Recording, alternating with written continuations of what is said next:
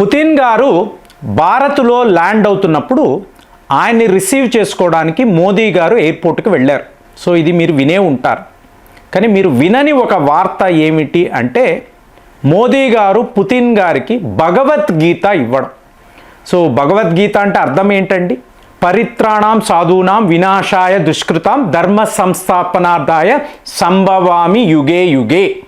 ఎప్పుడైతే దుష్ట శక్తులు పెట్టరేగుతాయో, సాధువులకు ప్రమాదము జరుగుతుందో, అప్పుడు నేను మళ్ళీ ఈ భూమి మీదకి వస్తాను. సో ఇది శ్రీకృష్ణ పరమాత్మ అర్జునుడికి చెప్పిన విషయం. అవునా? సింపుల్గా చెప్తున్నాను, డెప్త్గా వెళ్ళట్లేదు. సో ఇప్పుడు శ్రీకృష్ణుడు వచ్చారా, ఆయన ఇలా దుష్ట సంహారము అనేది చేశారా? ఎన్నెన్ని ప్రశ్నలు. మోదీ గారు పుతిన్ గారికి ఇలాగ భగవద్గీత ఇవ్వడం ఏమిటి? సో ఇప్పుడు మీరు చూసారనుకోండి, జీవితంలో క్లారిటీ అనేది చాలా ముఖ్యం. నేను ఏం చెయ్యగలను, నేను ఏమి చెయ్యలేను తెలిసి ఉండాలి. లేకపోతే మీకు అస్తవ్యస్తంగా ఉంటుంది వ్యవహారాలంతా. సో అలాంటిది ఒక దేశము అన్నారు అనుకోండి, సో ఆ దేశానికి ఎలాంటి ఒక క్లారిటీ ఉండాలి? సో పుతిన్ రావడము అనేది భారత్కు ఈ క్లారిటీ. ఎందుకంటే ఎన్నో కన్ఫ్యూషన్స్, ఎన్నో వైపుల నుంచి మీ దేశం మీద ఒత్తిడి, ప్రెషర్, విపరీతమైన ప్రెషర్. సో మీకు ఈయన రావడము ఎలాంటి క్లారిటీని తీసుకువచ్చాడు అనేది మనం చూడాలి. సో భగవద్గీతను ఇవ్వడంలో అర్థము ఇదే. కృష్ణుడు అర్జునుడికి ఇచ్చిన క్లారిటీ. నువ్వు క్లియర్గా ఉండు, యుద్ధము తప్పదు, యుద్ధము చేసే తీరాలి. కానీ యుద్ధములో దుష్ట శక్తులు అనేవి నశించాలి, ధర్మాన్ని మనము నిలబెట్టాలి. ఇదే కదండి భగవద్గీత అంటే, ఇదే కదా. సో ఇప్పుడు మీరు చూసారనుకోండి వ్యవహారము, అమెరికా వాళ్ళు ఒక మాట కూడా వాళ్ళ స్టేట్ డిపార్ట్మెంట్ నుంచి మోదీ పుతిన్కి సంబంధించి ఒక్క స్టేట్మెంట్ కూడా రాలేదు. వాళ్ళు ఎక్కడో ఆఫ్రికా గురించి, కెన్యా గురించి, జాంబియా వీటి గురించి మాట్లాడుతున్నారు. ఈ వ్యవహారాలు ఏది మాట్లాడడం లేదు. ఎందుకు? పుతిన్ గారు వస్తున్నప్పుడు అమెరికా యొక్క అధికారులు, అంటే మీకు ఈ బేరసారాలు ఉన్నాయి చూసారా, రష్యా యుక్రెయిన్ యుద్ధము. సో దానికి సంబంధించి 28 పాయింట్ల పీస్ టాక్. 5 గంటల సేపు పుతిన్ గారు అమెరికా అధికారులతో మాట్లాడేసి వచ్చారండి. 5 అవర్స్ ఈ నెగోసియేషన్స్ జరిగాయి. చూడండి, అంటే అర్థం ఏమిటి? అయిపోయింది, మా deal is over. Donbas reason నాకు కావాలి, నేను ఆల్రెడీ డాన్బాస్ రీజన్ని తీసేసుకున్నాను. ఎథనిక్ రష్యన్స్ అక్కడ ఉన్నారు, వాళ్ళని నేను కాపాడేశాను. అయిపోయింది, దుష్ట శక్తుల నుంచి కాపాడేసాను, నా పని అయిపోయింది, ఇక నాకు యుద్ధం వద్దు. కాబట్టి మీరు యుక్రెయిన్తో, జెలెన్స్కీతో మాట్లాడండి, టోటల్ యుక్రెయిన్ని మీరు హ్యాండిల్ చేయండి. ఆల్రెడీ చెప్పాను, హైవేస్ వేయండి, 5 స్టార్ హోటల్ నిర్మాణం చేయండి, పవర్ గ్రిడ్స్ మళ్ళీ కట్టుకోండి, సర్వము మీరు చేసుకోండి, నాకు ఏ ఇబ్బంది లేదు. యుక్రెయిన్ని నేను అమెరికాకు అప్పచెప్తున్నాను, ఒకే బాంబ్ అండి, క్లోజ్, ఖేల్ ఖతం. ఇది చేసేసి ఈయన భారత్కు వస్తున్నారు, గుర్తుపెట్టుకోండి. సో అక్కడ ఆ క్లారిటీ ఉన్నప్పుడు ఇక్కడ మనకు కూడా క్లారిటీ ఇవ్వాలి కదా. అంటే రష్యా మనతో ఉంది అన్నప్పుడు మనము ఎవరి ముందు కూడా తల వంచాల్సిన అవసరం లేదండి, మనకు లేనే లేదు. ఇప్పుడు అమెరికా వాడి రష్యన్ ఆయిల్ ఒత్తిడి ఉంది కదా, దానికే కదా 50% టారిఫ్ అన్నాడు. రేపు మాట్లాడతాడా? ఇవాళే మాట్లాడలేదు కదండి, అమెరికా వాడు మాట్లాడడం లేదు, సైలెంట్ అయిపోయాడు కదా. మీరు క్లోజ్ అవ్వకండి, పుతిన్తో ఫ్రెండ్షిప్ మంచిది కాదు, రష్యాకు దూరంగా, ఇన్ని మాట్లాడాడు కదండి. ఇప్పుడు మాట్లాడమనండి, చెయ్యలేడు. అలాంటిది చూసుకోండి, అలాంటి మీకు జియో పొలిటికల్ స్ట్రాటజీ అనేది పుతిన్ వర్కౌట్ చేసుకొని భారత్కి వస్తున్నారు. రావడము చూడండి, నాకు సర్వము భారతే. ఇవాళ భారత్ లాంటి ఒక జైంట్ కంట్రీ నాతో ఉంది. ఆయన చెప్తున్నాడండి, India is everything to me. అంటే అమెరికా వాళ్ళు రష్యా వద్ద ఆయిల్స్ కొంటున్నప్పుడు ఎలా కొంటారండి? డౌట్ వస్తుంది, సింగపూర్ ద్వారా కొంటారండి. సింగపూర్ వాళ్ళు రష్యన్ ఆయిల్స్ కొని అమెరికాకు పంపిస్తారు. ఇప్పుడు మీరు అమెరికా వాళ్ళని అడిగారా? మేము రష్యన్ ఆయిల్స్ కొనలేదండి, సింగపూర్ వద్దే కొంటున్నాము. మరి ఇది ఎవరి చమురు అంటే సింగపూర్దే. ఇప్పుడు యూకే వాడు రిలయన్స్ వాళ్ళ దగ్గర చమురు కొన్నాడండి.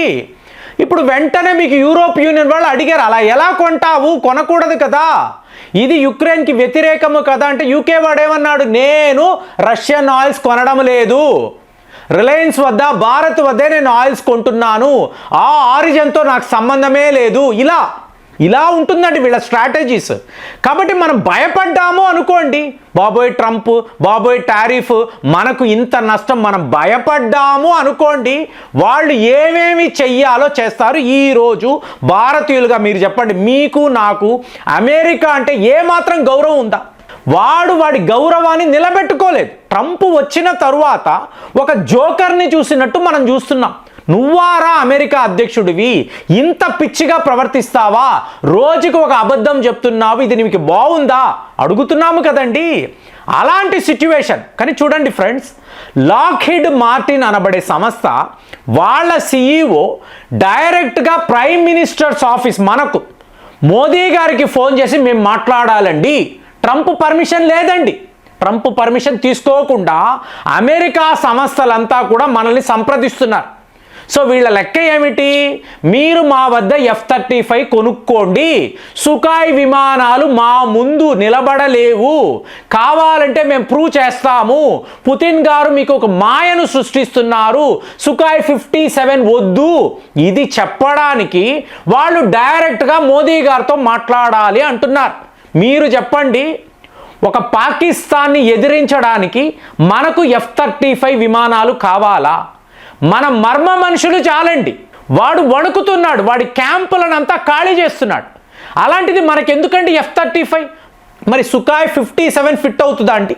రష్యా వాళ్ళు మన ఆప్తమిత్రులు, పుతిన్ గారు వచ్చారు, ఆనందపడిపోయాము, ఆర్డర్ ప్లేస్ చేసేసాము అనుకుంటామా చెప్పండి. మనం ఏం ఆలోచిస్తున్నాము, ఈ 5th జనరేషన్ సుఖాయ్ విమానాలు మేము భారత్లోనే తయారు చేస్తాం. సో ఇప్పుడు అది చీప్ క్వాలిటీ అనుకోండి, మీరు అప్గ్రేడ్ చేస్తారు, హై క్వాలిటీ కింద తయారు చేస్తారు, అంతే కదా, మీరు కాంప్రమైజ్ అవ్వరు కదా. మీకు టోటల్ టెక్నాలజీ ట్రాన్స్ఫర్ అండి. ఇక్కడ చూసుకోండి, F-35 యొక్క టెక్నాలజీని అమెరికా ఎప్పుడూ కూడా ట్రాన్స్ఫర్ చెయ్యలేదు. సుఖాయ్ విమానాల యొక్క టెక్నాలజీ ట్రాన్స్ఫర్ ఇక్కడ జరుగుతుంది. సుఖాయ్ ఏముందండి, S-400 వాళ్ళు భారత్లో తయారు చేసుకోండి. సో ఇలాంటి ప్రపోజల్ ఎవరు ఇవ్వలేరు. అలాంటి ఆయుధాలు ప్రపంచంలో లేనప్పుడు మనం ఖచ్చితంగా రష్యాతోనే జర్నీ, ఇప్పుడు కాదు కదా, దశాబ్దాల వారీగా వాళ్ళతోనే ఉంటున్నాము, ఒప్పుకుంటాం. ఇంకా చెప్పాలంటే F-16 ఒక స్టేజ్లో అసీం మునీర్ వెళ్తాడండి ట్రంప్ గారి దగ్గర, వెళ్ళి మాకు ఇలాగ ఒక 10 F-16 విమానాలు ఇవ్వండి అంటే, ఈ F-16 విమానాలు భారత్లో తయారవుతున్నాయి, మీరు అక్కడ కొనుక్కోండి అనే పరిస్థితి కూడా వచ్చింది. అంటే టాటాలు, లాక్హీడ్ మార్టిన్ కలిసి బెంగళూరులో F-16 విమానాలు తయారు చేస్తారని ఒక వార్త ఆల్రెడీ ఒక వీడియోలో మాట్లాడాం. కానీ టెక్నాలజీ ట్రాన్స్ఫర్ చేయడానికి భయపడి ఆ ప్రపోజల్ని కూడా అమెరికా వాడు ఆపేశాడు. సో వాడి భయం అలా ఉన్నప్పుడు మనకు క్లారిటీ ఏమిటి, రష్యాతో మనం కలిసిమెలిసి ఉంటే డిఫెన్స్ రంగంలో ప్రపంచంలో ఎవరి వద్ద లేని ఆయుధాలు ఉంటాయి. ఇప్పుడు మనం పాకిస్తాన్ మర్మం మనుషులు అన్నాం. చైనా వాడేంటండి, మెయిన్లాండ్ చైనా నుంచి వాడు విమానాలు వేసుకు రావాలి అంటే ఇక్కడ అరుణాచల్ ప్రదేశ్ వద్ద అయిపోతుంది కదండి, వ్యవహారం మొత్తం మనం క్లియర్ చేయగలం. అలాంటి అస్త్రాలు మన వద్ద ఉన్నప్పుడు చైనాను కూడా చూసి మనం భయపడాల్సిన అవసరం లేదు. అంటే ఇవాళ మనము డిఫెన్స్ రంగము అన్నప్పుడు మనము ఎక్స్పోర్ట్స్ గురించి, మన వ్యాపారం గురించి మాత్రమే ఆలోచించాలి, రష్యాతో కలిసి ఆలోచించాలి తప్ప ఒక పాకిస్తాను, బంగ్లాదేశ్, చైనా లాంటి దేశాలను, ఇంకా చెప్పాలంటే అమెరికా లాంటి దేశాలను చూసి కూడా మనం భయపడాల్సింది ఏమీ లేదు. మనము చాలా క్లియర్గా ఉన్నాము, దుష్ట శక్తులను నిర్మూలించడం మాత్రమే మన పని ఇవ్వాల అనేది క్లియర్గా మనం చూడగలము. అదే పుతిన్ విజిట్ యొక్క సిగ్నిఫికెన్స్ అండి. గూఢార్థము ఏమిటంటే ఈయన వచ్చారు, ఏదో ఒప్పందాల్లో సంతకాలు అలా కాదండి, మనకు ఒక క్లారిటీని ఇచ్చేసి ఆయన మళ్ళీ రష్యా వెళ్ళిపోయాడు. ఇంత పెద్ద వ్యవహారం ఒక్క భగవద్గీత ఇవ్వడంతో మొత్తము కూడా క్లియర్ అయిపోయిందని నాకు అనిపించింది. మరి మీరేమో ఆలోచిస్తున్నారు కామెంట్స్లో రాయండి. మళ్ళీ వచ్చే వీడియోలో కలుద్దాం. జై హింద్.